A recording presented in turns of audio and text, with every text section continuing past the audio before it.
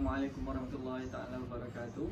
Rabbi shrah li sadri wa yassir li amri wahlul 'uqdatam min lisani yafqahu qawli. Syukur kita terhadap Allah Subhanahu wa taala kerana telah memberi peluang dan ruang untuk kita terus meneruskan kehidupan seharian kita untuk beribadah kepadanya. Saya Muhammad Arif Daniel bin Zainuddin selaku moderator kepada berkaitan tajuk kita pada malam ini, iaitu akhlak mulia masyarakat sejahtera. Dan dalam tajuk ini kita akan mengumpaskan bersama dua panel kita tentang akhlak, akidah dan ibadah yang berkaitan yang boleh dilakukan bersama masyarakat. Di sebelah kanan saya, sila memperkenalkan diri anda, saudara. Assalamualaikum warahmatullahi wabarakatuh. Bismillahirrahmanirrahim. Alhamdulillahirabbil alamin. Wassalatu wassalamu ala asyrafil mursalin wa ala alihi washabihi ajmain. Saya Muhammad Afiq Syukri bin Saiful Bahri yang akan menjadi panel untuk malam ini. Ya, terima kasih pada saudara Afiq Syukri. Dan di sebelah kiri saya, sila memperkenalkan diri anda. Bismillahirrahmanirrahim. Rabbi shrah li wa yassir li amri wahlul 'uqdatam min lisani yafqahu qawli. Assalamualaikum warahmatullahi wabarakatuh. Nama saya Muhammad Alif Aiman bin Muhammad Zulmunir. Saya selaku panel pada malam ini.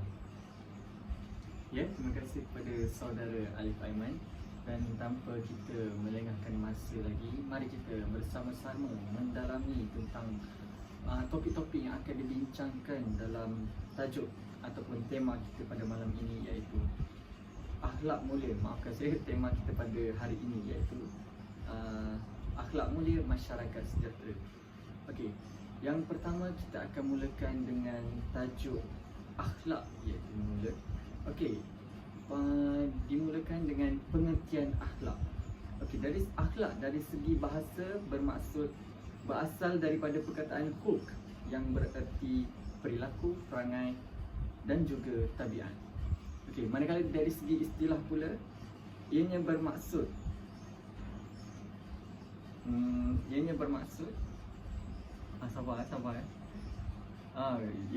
dari segi Imam Ghazali. Menurut Imam Ghazali, akhlak ialah suatu sifat yang tertanam dalam jiwa yang daripadanya timbul perbuatan-perbuatan yang mudah tanpa memerlukan pertimbangan apapun. Okey, menurut apa yang telah saya perjelaskan, saudara Syukri, saudara Alif, sila berikan penjelasan tentang maksud-maksud akhlak dan perincian tentangnya. Dipersilakan. Baik, bismillahirrahmanirrahim. Yang pertama sekali, saya akan menerangkan tentang maksud akhlak. Berdasarkan kefahaman saya, akhlak bermaksud buah keimanan dan keistiqamaan seseorang dalam menjalankan ibadah kepada Allah Subhanahu wa taala. Dalam erti kata lain, keadaan jiwa atau sifat seseorang yang mendorong melakukan sesuatu tanpa perlu mempertimbangkan terlebih dahulu. Seterusnya kita pergi kepada akhlak yang berdasarkan akhlak yang berkaitan dengan Rasulullah. Yang pertama sekali ialah ikhlas. Al-Kafawi mendefinisikan ikhlas sebagai meniatkan ibadah hanya kepada Allah Subhanahu Wa Taala semata-mata yang disembahkannya. Terdapat ada juga pendapat yang lain menyatakan bahawa akhlak merujuk kepada perkara yang membersihkan hati, perkara yang membersihkan hati dari segi ucapan, hati dan juga niat. Seterusnya kita pergi kepada terdapat 3 hal untuk membuat kebaikan, iaitu kita perlu membuang sifat tamak, menjauhkan sanjungan atau yang dipanggil pujian. Yang ketiga adalah menjauhkan yang ketiga ialah lakukan dengan teguh. Seterusnya kita pergi kepada hadis, iaitu Rasulullah sallallahu alaihi wasallam bersabda, sesungguhnya Allah tidak akan menerima amal selain apa yang dilakukan secara ikhlas dan keredaannya. Hadis riwayat An-Nasa'. Seterusnya kita pergi kepada isi yang kedua, ialah jujur. Nabi Muhammad SAW memiliki sifat jujur, iaitu syidik. Kejujuran beliau diasas sejak kecil lagi, ketika beliau mengikuti berdagang bersama Abu Talib. Kejujuran adalah salah satu bukti keimanan seseorang. Kejujuran juga akan mengaturkan hidup menuju kepada ketenangan. Dalam sebuah hadis meriwayatkan, tinggalkanlah apa yang meragukan pada yang tidak meragukanmu. Sesungguhnya kejujuran itu lebih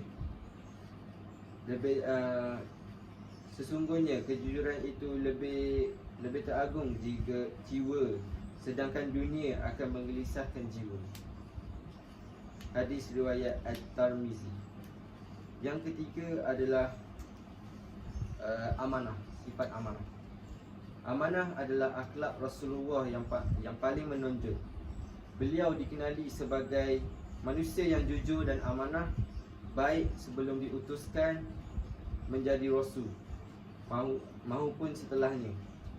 Masyarakat Arab telah memilihnya sebagai pemimpin untuk menjaga barang titipan mereka. Allah Subhanahu Wa Taala telah perintahkan kepada semua umat Islam untuk mengikuti jejak Nabi.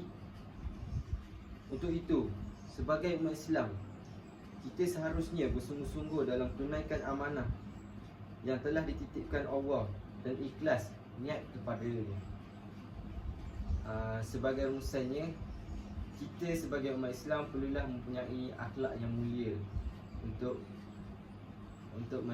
mencerminkan diri sebagai umat Muslim yang baik. Seterusnya kita pergi kepada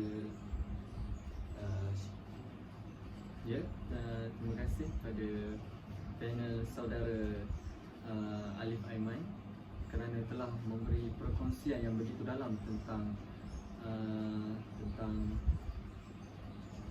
maksud akhlak dan perincian-perincian terhadapnya. Okey, kita akan meneruskan sesi kita dengan saudara Muhammad Syukri Afiq Syukri untuk menyatakan contoh-contoh terbaik untuk akhlak-akhlak daripada Nabi Muhammad sallallahu alaihi wasallam. Terima kasih. Berdasarkan seperti apa yang diterangkan oleh Alif Aiman sebentar tadi, akhlak ialah sifat yang tertanam dalam jiwa seseorang untuk melakukan sebarang kegiatan atau perbuatan tanpa memerlukan pertimbangan yang mendalam. Jadi apabila dikaitkan dengan akhlak Rasulullah, saya ingin berkongsi satu cerita atau satu kisah berkaitan akhlak Rasulullah sallallahu alaihi wasallam. Dalam perang Badar, ketika perjalanan Rasulullah dan para sahabatnya sedang menuju ke medan perang, Rasulullah sallallahu alaihi wasallam ni berhenti di satu tempat bersama dengan para sahabat. Kemudian datang seorang sahabat yang bernama Hubab bin Munzir bertanya kepada Rasulullah sallallahu alaihi wasallam, "Ya Rasulullah, kenapa kita berhenti kat sini? Adakah ia wahyu daripada Allah Subhanahu Wa Taala ataupun ia hanyalah sebagai strategi peperangan dari buah fikiran Rasulullah?" Kemudian Rasulullah ni berkata ataupun menjawab soalan Hubab bin Munzir dengan berkata, ini hanyalah strategi daripada baginda lah, bukan wahyu. Jadi kemudiannya Hubab bin Munzir ni berkata, sesungguhnya ini bukanlah tempat yang strategik untuk berperang. Hubab bin Munzir berkata, di sana, iaitu di depan daripada mata air itu ada satu lagi mata air yang dekat dengan musuh, dan dia memberi cadangan untuk Rasulullah dan para sahabat ini untuk menggunakan tempat itu untuk berperang dengan puak-puak musyrik lah. Kemudian Rasulullah dan para sahabat pun terus berangkat tanpa sebarang bantahan daripada Rasulullah. Jadi kat sini apa yang saya nak terangkan, apa yang saya cuba jelaskan ialah akhlak Rasulullah yang tidak sombong tentang dirinya. Sedangkan kita tahu bagaimana kebijaksanaan, kepandaian Rasulullah dalam mengatur strategi. Kebijaksanaan dia menyeluruh dari segala aspek, tapi tidak sombong untuk menerima sebarang pendapat daripada orang lain. Ini kita dapat lihat Rasulullah dia tiada akhlak sombong dalam dirinya, iaitu sifat keterbukaannya dalam menerima pandangan orang lain. Itu saja. Ya. Terima kasih kepada saudara Afiq Syukri kerana telah menceritakan dengan begitu spesifik tentang akhlak yang ditunjukkan oleh Rasulullah SAW. Saya ingin mengupas sedikit tentang kepentingan kita bermesyuarah sebelum kita melakukan sesuatu keputusan. Ya, betul. Sehingga kini melakukan mesyuarah adalah sesuatu yang sangat penting kerana kita dapat menilai ataupun mengambil pandangan orang di sekeliling kita untuk kita memajukan ataupun membina sesuatu yang baru, untuk mencapai target baru ataupun mencapai sesuatu yang diinginkan oleh orang ramai. Secara ringkasnya, untuk mencapai kata sepakat. Okey, kita akan beralih kepada topik kita yang seterusnya, iaitu akidah. Akidah. Sebentar. Okey. Akidah dari segi bahasa bermaksud simpulan iman ataupun pegangan yang kuat. Daripada sudut istilah pula, ianya bermaksud kepercayaan yang pasti dan keputusan yang mutamat, tidak bercampur dengan syak atau keraguan pada seseorang yang berakidah, sama ada akidah yang betul atau sebaliknya. Okey, kita akan meneruskan topik kita dengan meneruskan topik kita kepada panel kita, iaitu saudara Afiq Syukri yang akan mengupas lebih lanjut tentang akidah itu sendiri. Ya, baik, terima kasih.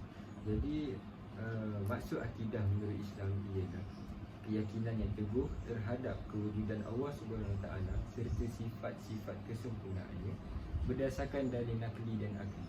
Jadi dalil nakli ialah berdasarkan Al-Quran lah, dan akli ialah akal. Jadi kat sini akidah ini ialah berkaitan dengan hati kita, bagaimana kepercayaan kita terhadap kewujudan Allah, bagaimana hati ini percaya akan kekuasaan Allah, kebesaran Allah Subhanahu Wa Taala. Jadi saya akan berikan kepada Alif Aiman, panel Alif Aiman, untuk terangkan bagaimana cara untuk memantapkan akidah dalam diri seseorang. Baik, terima kasih. Jadi saya akan terangkan beberapa perkara untuk memantapkan akidah. Yang pertama sekali, beberapa perkara yang boleh memantapkan akidah. Terdapat 3 cara, iaitu lisan, perbuatan dan hati. Yang pertama sekali saya akan kupaskan tentang lisan. Isi yang pertama ialah baca Al-Quran dan hadis Nabi. Apabila kita baca Al-Quran dan hadis Nabi ni, kita akan rasa macam diri kita ni mempunyai satu tanggungjawab yang bagus, satu kefahaman untuk faham tentang ayat-ayat Al-Quran dan kefahaman untuk bacaan hadis apa semua. Jadi di situ kita lahirnya sifat yang bagus kerana kita menjalankan tanggungjawab sebagai seorang Muslim yang disuruh oleh Allah Subhanahu Wa Taala. Yang kedua adalah dari segi perbuatan. Kita perlulah menunaikan ibadah sama ada fardu atau sunat. Contohlah saya berikan. Kita diwajibkan untuk solat 5 waktu sehari semalam, iaitu solat subuh, solat zuhur, solat asar, solat maghrib dan solat isyak. kesemua solat itu kita diwajibkan untuk menunaikan setiap pada waktunya. Kerana sebagai seorang Muslim, sebagai seorang umat Muslim, kita diwajibkan untuk menunaikan tersebut kerana ia adalah kewajipan yang utama. Kerana bila kita tidak solat, sekaligus dia akan meruntuhkan akidah kita dan akan merosakkan keimanan kita dalam kehidupan kita. Juga ia akan merosakkan kita punya kehidupan. Contohnya kita akan sentiasa berasa tekanan, akan sentiasa berasa marah, sedih. Jadi apabila kita sedih tu, kita perlulah solat, mengadu kepada Allah apa semua. Dan seterusnya kita akan dan yang terakhir kita akan pergi kepada hati. Isi yang pertama ialah sentiasa ingat kepada Allah.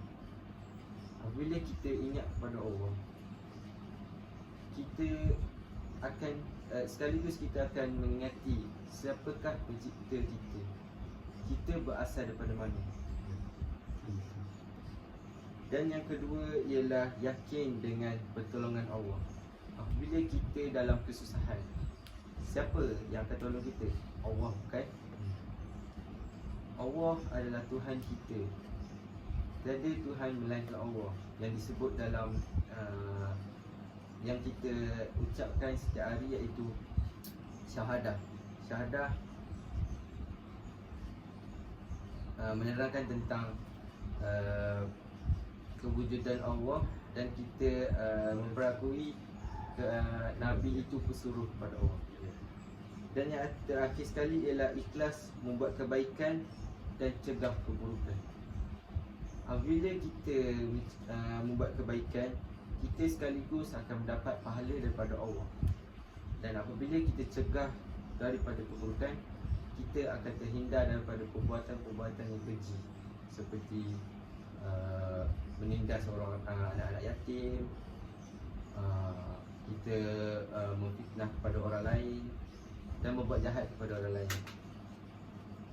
Jadi itu sahaja daripada saya untuk perkara memantapkan akidah. Ya, terima kasih kepada saudara Alif Aiman. Saya ingin mengulaskan sedikit tentang runtuhnya dinding akidah, iaitu tentang solat tadi. Dan saya sangat bersetuju kerana solat itu amat penting, kerana ia adalah merupakan perkara pertama yang akan disoal di akhirat kelak. Kerana tanpa akidah, tanpa solat, kita tidak bersolat, kita akan meruntuhkan dinding akidah kita sendiri. Dan apabila kita melakukan perbuatan-perbuatan yang baik seperti menolong orang ataupun perbuatan-perbuatan yang baik yang lain, ia tidak akan diterima oleh Allah Subhanahu Wa Taala kerana tunjang utama kita sendiri pun kita tidak lakukan. Malah apatah lagi kebaikan lain yang kita buat seperti bersedekah apa semua, ia tidak akan diterima. Okey. Tanpa melengahkan masa, kita akan meneruskan lagi topik kita dengan perkara yang membatalkan iman yang akan diterangkan oleh saudara Afiq Syukri. Terima kasih. Jadi saya akan menerangkan perkara-perkara yang boleh membatalkan iman. Iaitu iman boleh terbatal melalui 3 cara, sama seperti Alif yang terangkan tadi, iaitu hati, perkataan dan juga perbuatan. Iman terbatal melalui hati apabila seseorang itu percaya dalam hatinya bahawa adanya kuasa lain, adanya Tuhan selain daripada Allah SWT, dan dia percaya bahawa ada kuasa yang setara dengan kuasa Allah SWT. Dan ini merupakan perkara yang patut dielakkan, walaupun dalam hati kita ni kadang-kadang ada perkara sebegitu, was-was, bisikan-bisikan syaitan. Apabila terjadinya bisikan-bisikan syaitan kepada kita, kuatkanlah iman kita, berdoalah kepada Allah SWT supaya dijauhkan daripada perkara-perkara sebegini. Seterusnya saya akan menerangkan bagaimana iman ini boleh terbatal melalui perkataan. Iman boleh terbatal melalui perkataan apabila seseorang itu menghina Al-Quran ataupun menghina hadis Rasulullah SAW.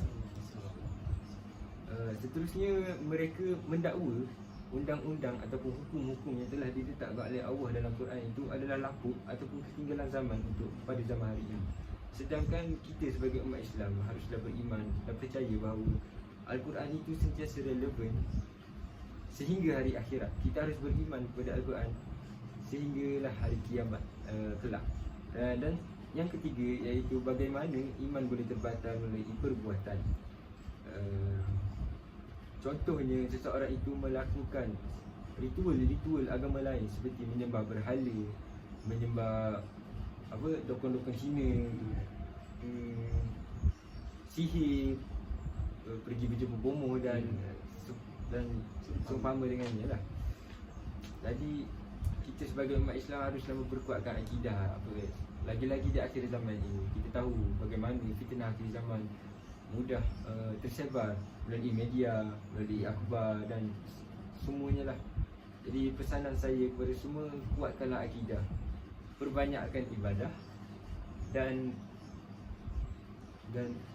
banyakkanlah hadir ke majlis-majlis ilmu untuk meningkatkan ilmu pengetahuan kita. Ya. Terima kasih kepada saudara Afiq Syukri dan sedikit ulasan tentang topik yang telah dikupaskan oleh beliau mengenai iman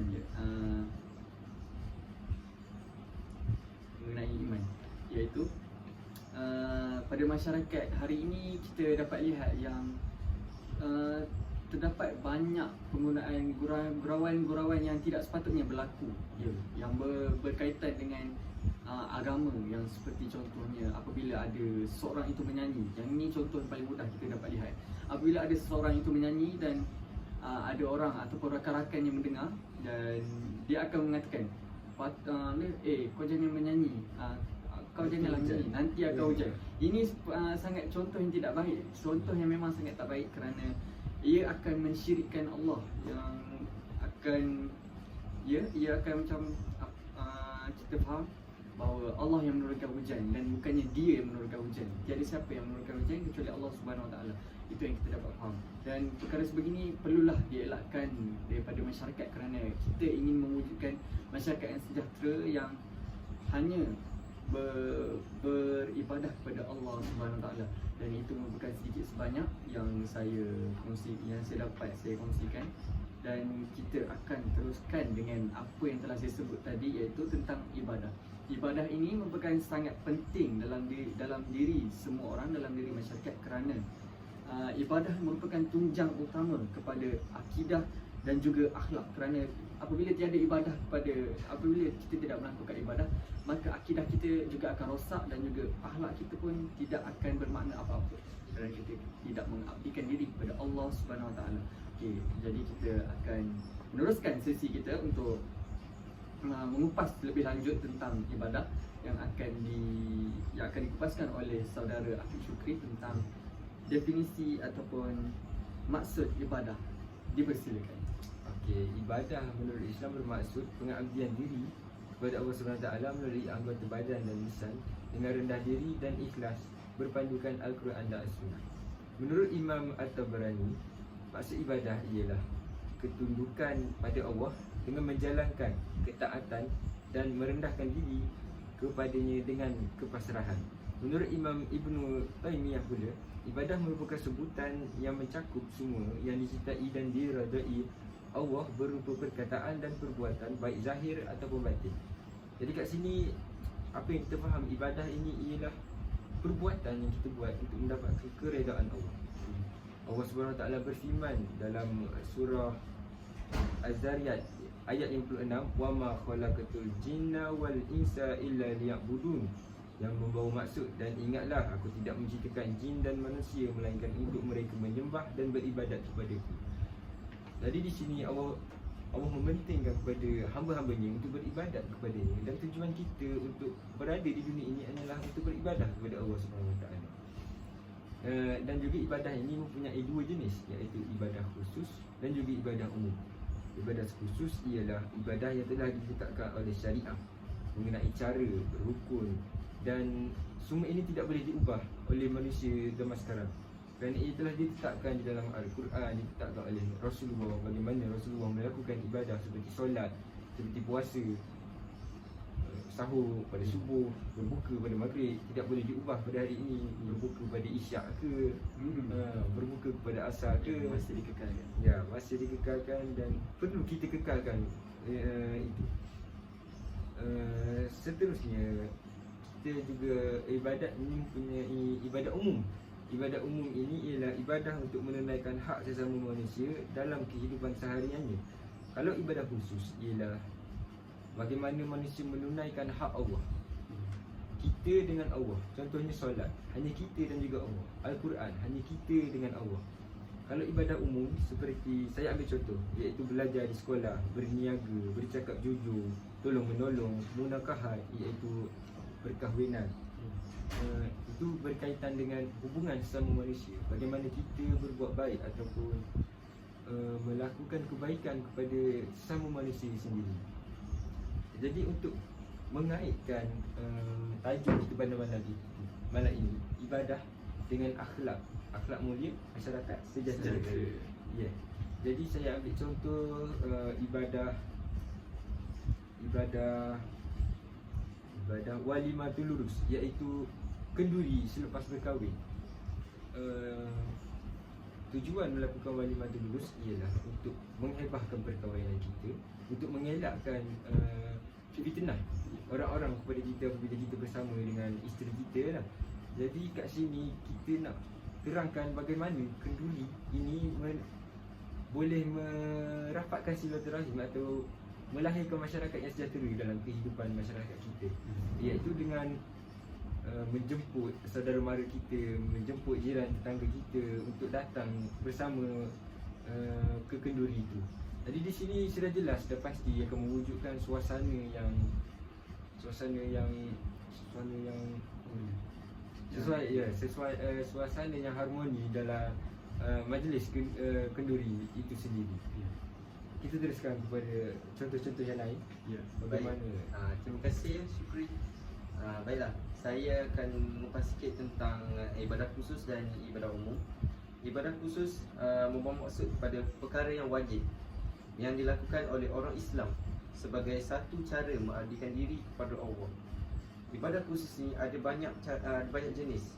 Ibadah khusus yang berkaitan dengan waktu-waktu khusus seperti solat fardu, ada yang berkaitan dengan khususan tempat dan waktu seperti menunaikan haji, dan ada yang berkaitan khususan tempat seperti solat tahiyatul masjid.